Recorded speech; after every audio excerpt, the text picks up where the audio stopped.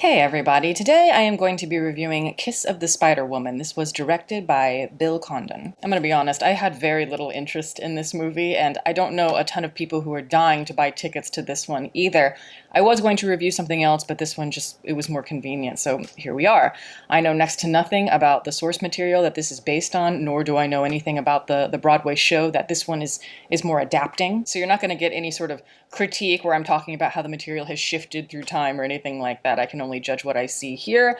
But with a name like Bill Condon attached, you expect a certain level of visual competence as well as a solid foundation so far as storytelling. He may not necessarily be my cup of tea, but I can see that he clearly has a talent for bringing musicals to life on the big screen, notably in Dreamgirls, which he directed, as well as Chicago, which he adapted the screenplay for that. If anything, I think he can breathe a little bit of life and movement into familiar material, but we're just glitzing it up enough for the mainstream to catch their attention.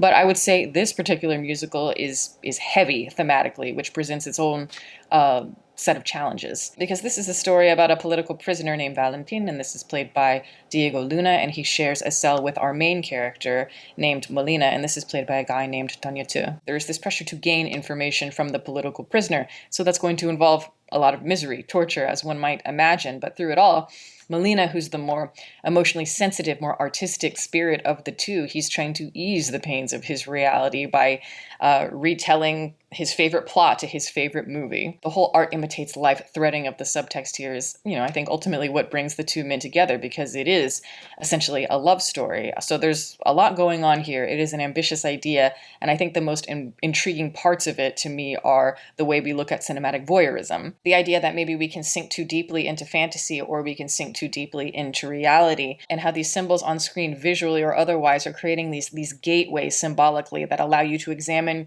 your own self, your own experience as a human. But the problem with this movie to me is that it just doesn't know how to marry the musical escapist sections with more of the reality sections. It feels like two different movies that are forced together, but they're resisting each other. I think if you're going to use the MGM musical as the framework for the fantasy section, it's got to be bold. It's got to be pure spectacle, intoxicating, because it has to mirror the emotions of the story at hand, where it carries the plot forward instead of halting it. And again, like I said before, there's clearly a knowledge and a competence within the musical genre, but ultimately it feels too surfacey, where I don't feel like they really grasp the MGM musical era, particularly the abstractions of it, because there is a real emotional power to it when it works. To me, you need to believe that this main character is desperate to get away from his reality, kind of like Dorothy in The Wizard of Oz, where she's in that black and white world and then she steps into color and it's breathtaking. We need to believe that the character is transfixed by the dream that Diego Luna's character is, and the audience as well. We need to buy into it as well. Yes, there are very bright, rich colors and impressive shots and an understanding to let the choreography just go,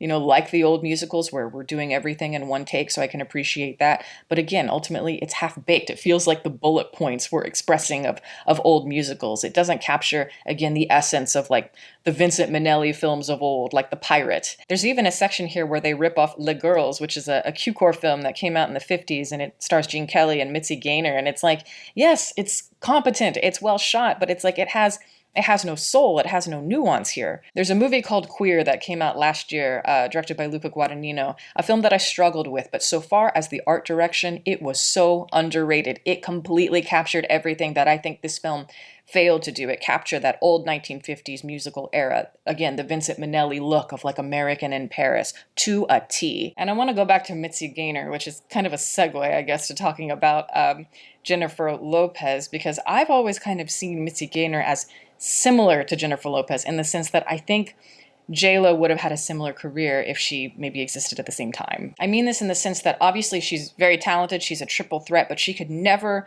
knock us over as a cinematic actress. And with Mitzi Gaynor, she was very successful in television. She had a really successful variety show type of career. And I think, again, if J-Lo had lived in the 60s and 70s and had been successful at that time, she would have done the same. It is so crucial in this movie that Jennifer Lopez is this portal of seduction.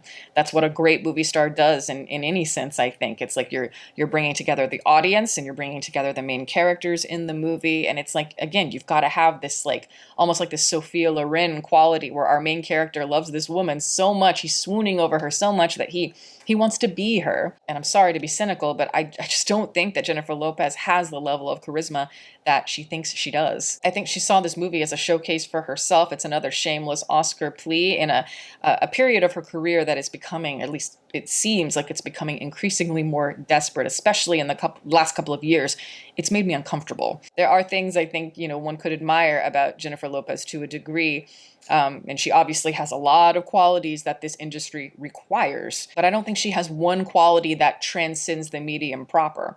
It's like, she has star power, but it's not like Ginger Rogers or Rita Hayworth levels. And it's like she can dance, but it's not like she has like this Sid Charisse type of line and command of the screen. And the singing, we're not going to go there. Her performance in this, I think, is a mere footnote to the two main performances in the film. They deserve the main credit, and it's not brilliant material that they're working with here, but it's like they ground it in a way where it feels wistful but not overly sentimental. And their relationship, it slowly builds where it's like they have a lot of disagreements at the beginning, but then slowly they start to see each other's perspective, and then they take away different things from each other. And that to me was the best part of it. I kept wanting to return to that section, and every time it went back into the musical section, I thought, oh, here we go, more filler. And that's normally not what I'm like. That is the reaction typically that you get from people who hate musicals. And I do know, at least I have read, that they've changed the political context in this movie maybe to fit modern times. I can't comment on it really, but again, I just think there's a lot going on and they don't know how to bring it all together. It's the commentary on escapism and maybe like propaganda in that as well. The political aspects, reality versus fantasy, and the love story, and all of it is barely forged. So it is, it's a blotchy experience. I think if you enjoy musicals on a surface level, you enjoy the source material, this might be interesting to check out. So maybe I say you might want to stream it, but other than that, I say skip it. And that is my review. Thank you guys so much for watching. I'm going to plug my website as always. It is deepfocuslens.com. I'm an artist. I do commission portraits and I also sell prints of my work. If that is something that you're interested in, you can always go to the website below. And if you have a question about a commission or a print, you can always email me. My email is in the description box below as well. Also, I'd like to give a shout out to my patrons who are great. Guys, thank you so much for your support. Welcome to all the new members. If you are interested in supporting, the link for that is below, as well as the rest of my social media information. You can watch more videos here. And you can subscribe if you'd like. Catch you next time.